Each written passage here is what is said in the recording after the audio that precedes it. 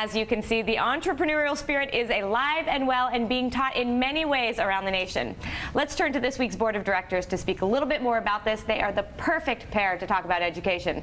Lawrence Gelbert is an instructor and teaches business plan development at the Wharton School, and Ron Morris is the director of entrepreneurial studies at Duquesne University, and he is also the host of the radio program, The American Entrepreneur. Great to see both of you guys. So I started a company, as you guys know, with my brother. I am business school trained. I got my MBA. I studied this. My brother, he's very successful, done it before, sold a company. He does it from gut.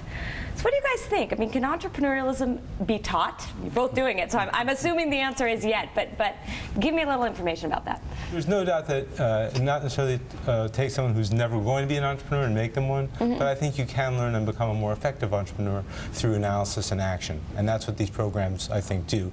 There's action, but there's also the analysis. You think through things, but you also take action, like your brother went ahead and did that business and started that business.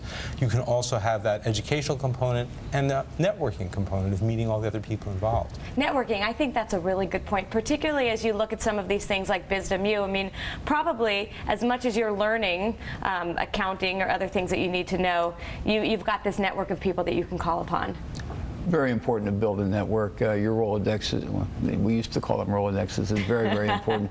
By the way, my answer to that question is that, and it is the question that we all ponder, can entrepreneurism be taught?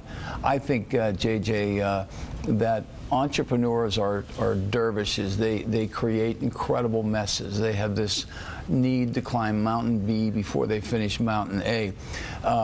They need people to ride the brake pedal. They need people to count things. They need people to, so.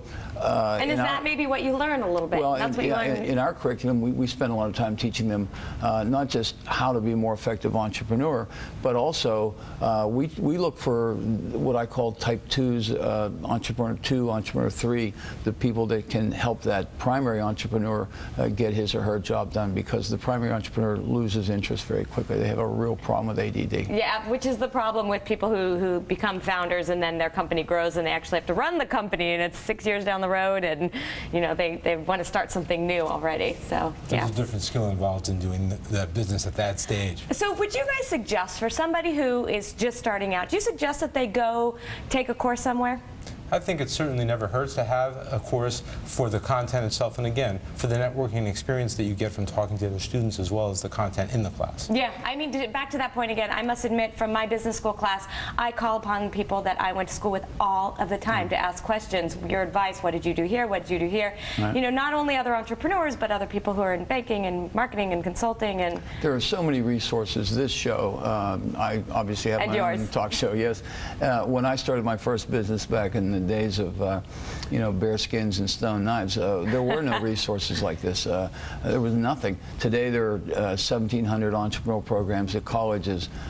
You can turn on the radio, you can turn on the television and get that help, and that is just tremendous. We could be entering a golden age of entrepreneurism. Yeah, I hope so. And to the point of the people in BizDemU, when you can't get a job, the option for you might be start your own company.